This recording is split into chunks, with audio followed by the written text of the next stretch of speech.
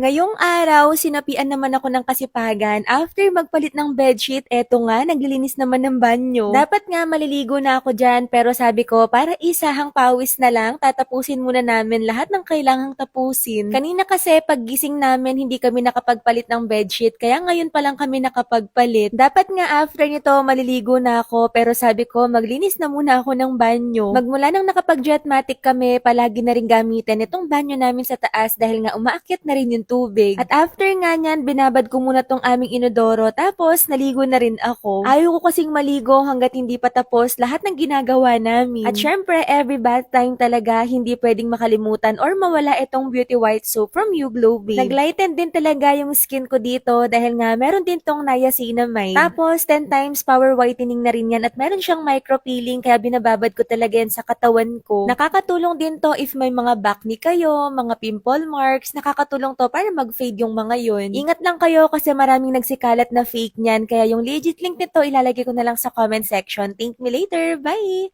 Mwah!